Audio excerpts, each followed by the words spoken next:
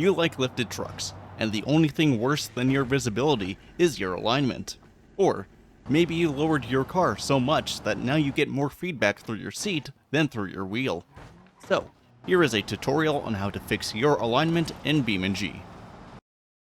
In order to begin, we need to take your vehicle somewhere flat and open, like Grid Map V2 or Grid Small Pure.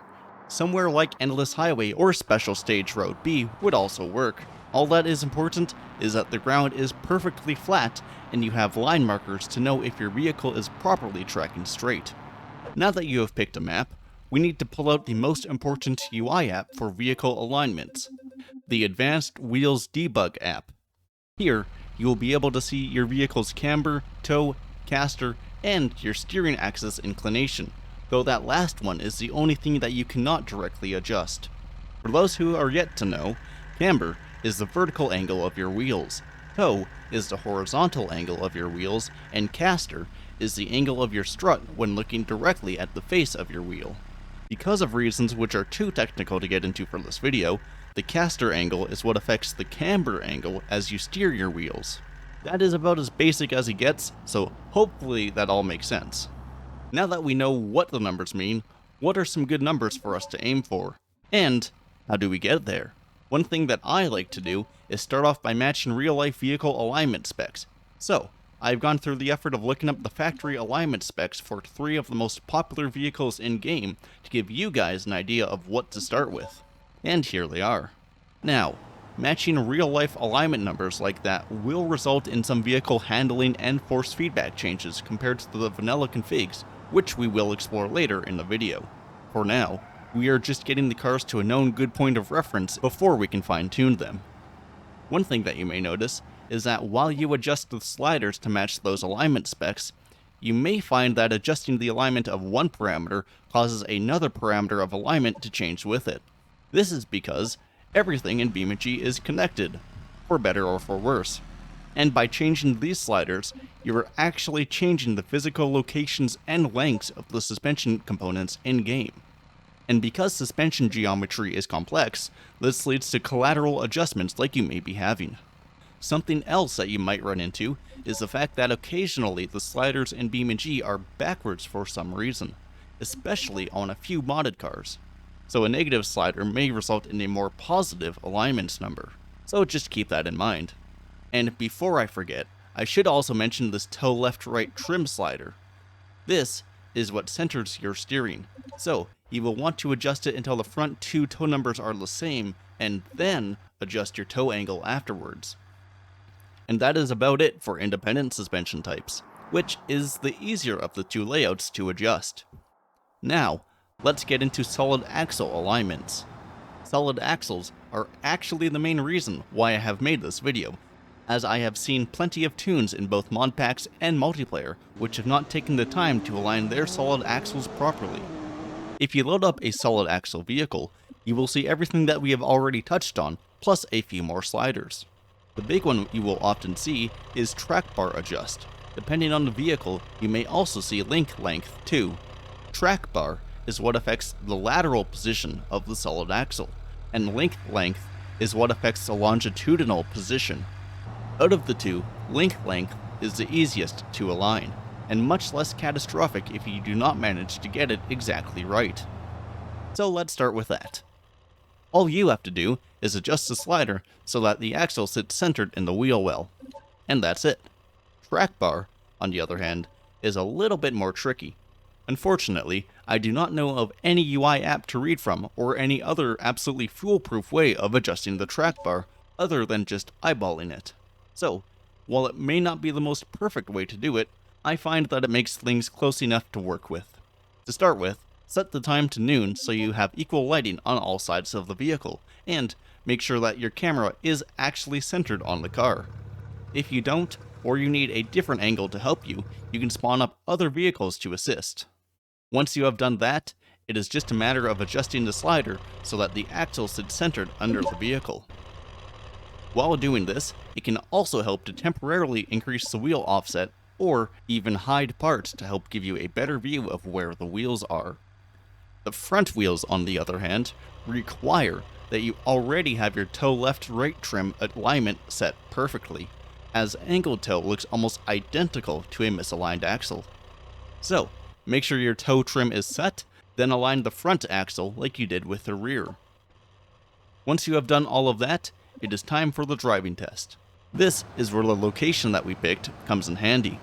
Start by slowly driving your vehicle forwards and make sure that it follows the lines in the ground pretty well.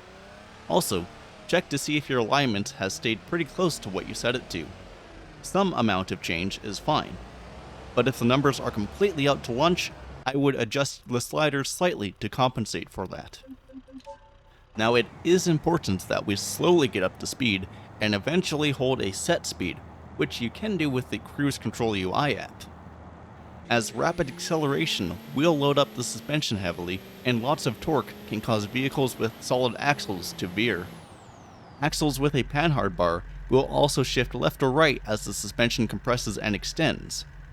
Now, all of this is perfectly normal and expected, thanks to suspension geometry and bushing stiffness.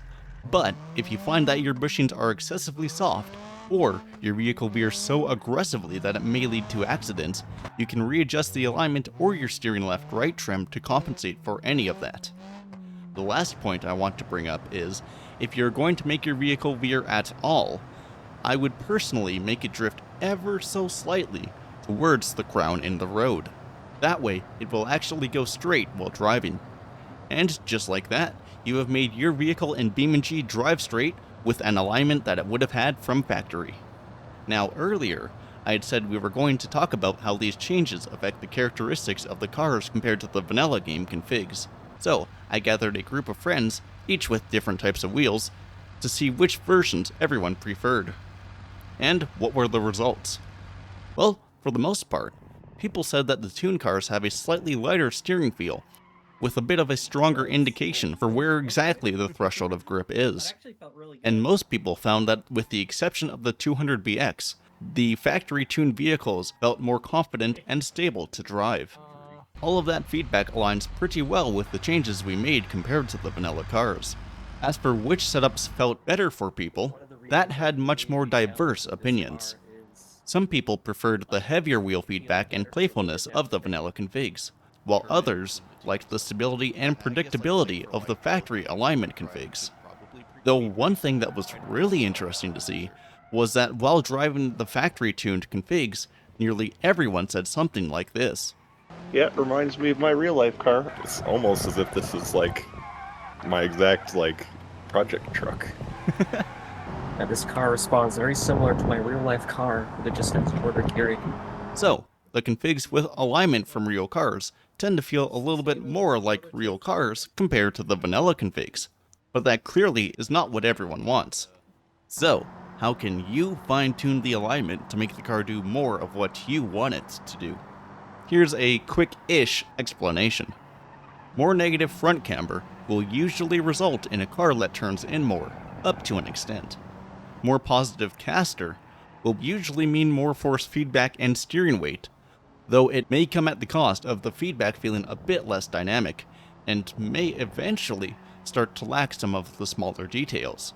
If you like the communication that the wheels give you with less caster, but would like it to feel a tad bit stronger, you can do so by increasing the setup-specific force feedback strength.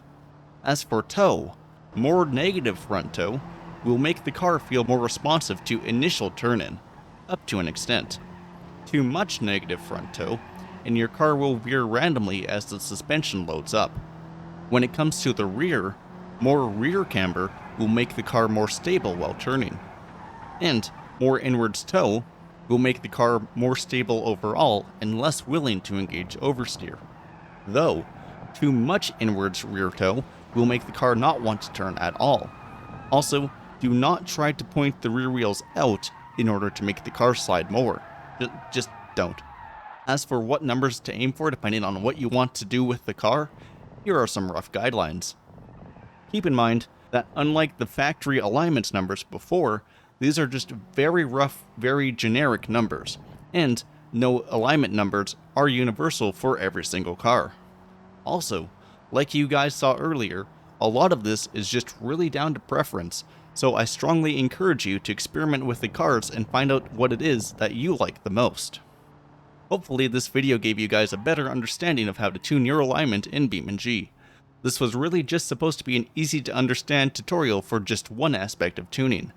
If you liked it, and would like to learn about the other aspects of tuning a car in BeamNG, you will be happy to hear that I have a comprehensive tuning guide in the works, where I have gotten guidance and knowledge from some of the fastest tuners you will find in the BeamNG racing scene. So subscribe if you would like to see that when it releases. But until then, I want to thank you guys for watching. This has been Akimbo, and I am signing off.